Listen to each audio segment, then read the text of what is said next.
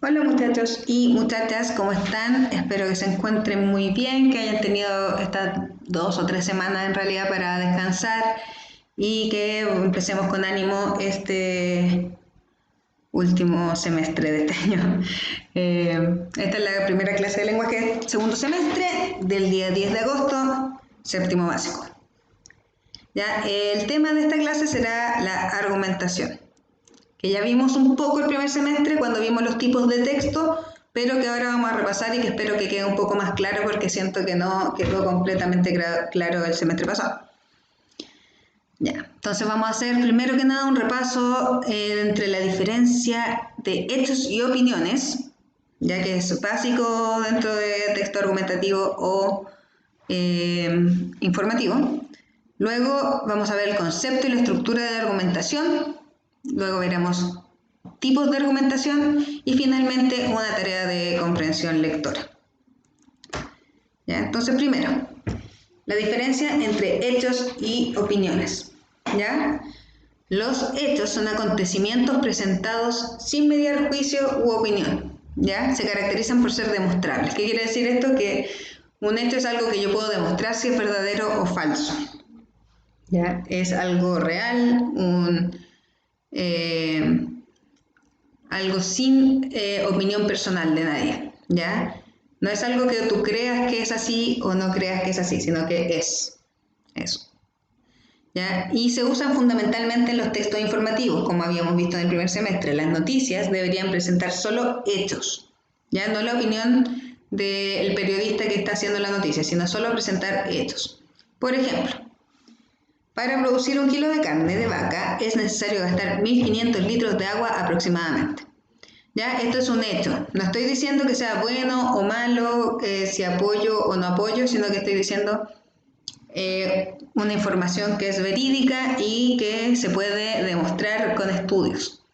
¿Ya? Entonces, para hacer 1 kilo de carne necesitan 1500 litros de agua. Eso es un hecho. Ahora, viendo las opiniones, ¿ya? Es lo contrario, ¿ya? Una opinión es un juicio o opinión personal sobre un hecho o tema que puede ser cuestionado por otras personas. Entonces, si yo doy una opinión, otras personas pueden rebatirme esa opinión, decir que no están de acuerdo y darme sus motivos de por qué no están de acuerdo con mi opinión. ¿Ya? Un hecho no se puede rebatir, se puede comprobar si es verdadero o falso, pero no se puede discutir al respecto.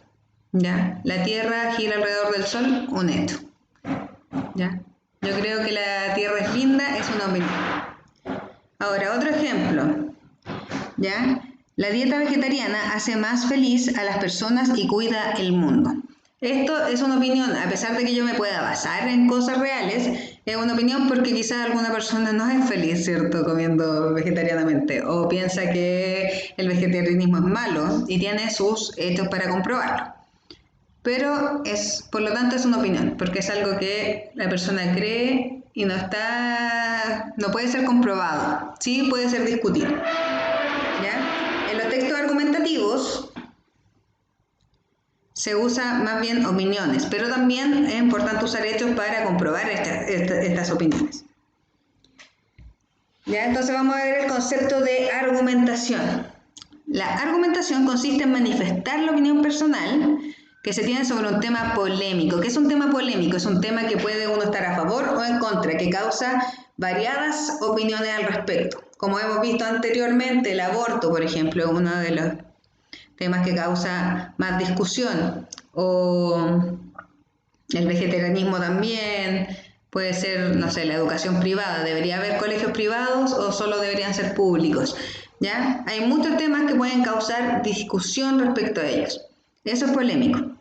¿Ya? Entonces la argumentación es cuando uno manifiesta una opinión respecto a ese tema y trata de convencer a mi receptor, a la persona que me está escuchando o leyendo si es que es un texto.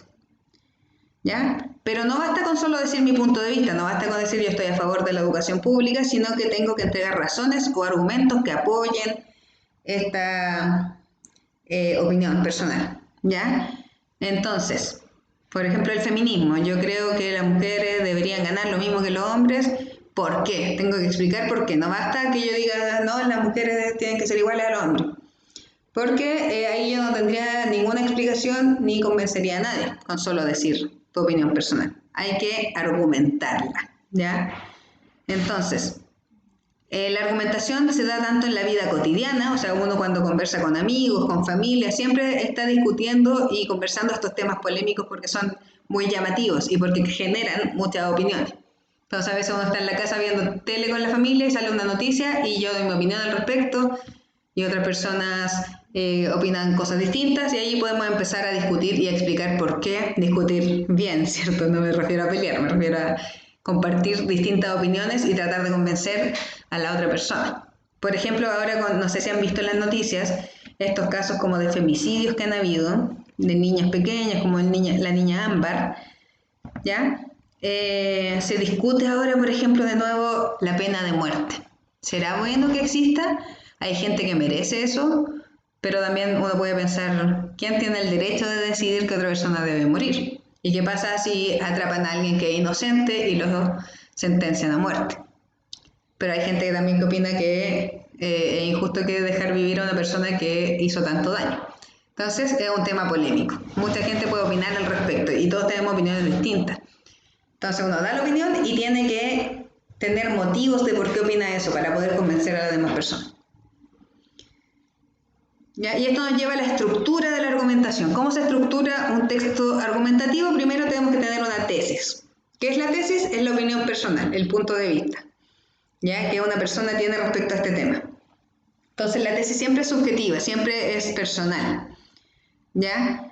Y a veces aparece explícita al principio del texto, como yo creo que deberían reinstaurar la pena de muerte en Chile. O yo creo que la pena de muerte es totalmente inconcebible, ¿ya? Dependiendo de lo que piense cada uno. Y es la opinión personal y que luego debe ser apoyada por argumentos, que son las razones o explicaciones con las que un emisor intenta justificar y defender la tesis que sostiene, ¿ya? Entonces son todos los motivos que yo tengo para creer lo que creo, para tener mi tesis, ¿ya? Y pueden apelar a la lógica de los receptores o a sus sentimientos y emociones. O sea, yo puedo decirte, por ejemplo, hay un país donde la pena de muerte existe y los asesinatos se han disminuido en un 90%. Ya, eso es lógico, es pensamiento, tiene que ver con hechos duros.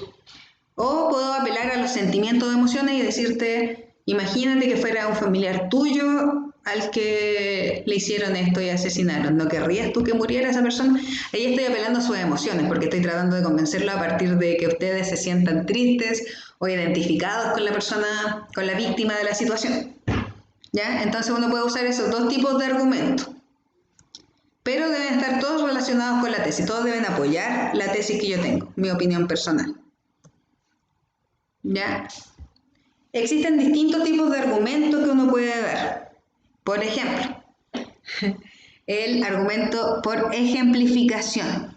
¿Qué quiere decir esto? Que se presenta o describe un caso como ejemplo de lo que se afirma. Entonces, por ejemplo, valga la redundancia, ¿ya? Si yo creo que la marihuana debería ser legalizada, puedo decir Uruguay es un ejemplo de cómo legalizar el consumo de marihuana se ha logrado controlar el narcotráfico.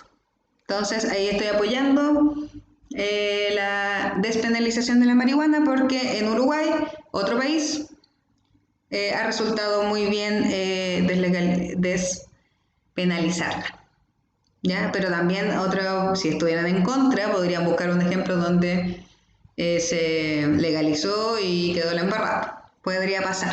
Entonces ahí hay que buscar lo que le conviene para apoyar tu tesis. También existen argumentos por comparación, ¿ya? Entonces se plantea una semejanza entre dos elementos para reforzar lo que se plantea. Entonces, si yo estoy en contra de la discriminación racial, o sea, por raza, el racismo, ¿cierto? Puedo decir, la discriminación racial ocurre lo mismo que con la discriminación sexual. En ambos casos estamos atacando a una persona por cómo son.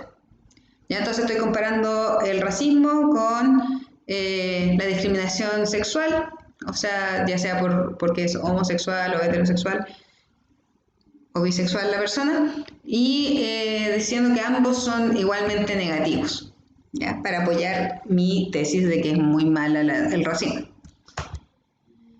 Y también existe un tipo de argumento donde uno cita a una autoridad. ¿Por qué uno cita a una autoridad? Porque es como en los comerciales, en publicidad, cuando te dicen usa Colgate, que ha sido apoyada por el 90% de los dentistas de Chile.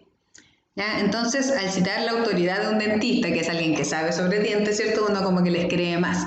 Entonces, por eso uno usa una autoridad, alguien que sepa mucho del tema, un experto sobre el tema del que estamos hablando, que respalda lo que yo pienso. ¿Ya? Entonces, este experto valida mi opinión. Si yo creo que, si yo les quiero decir, el tema de la desnutrición es gravísimo y hay que preocuparse de eso, esa es mi opinión.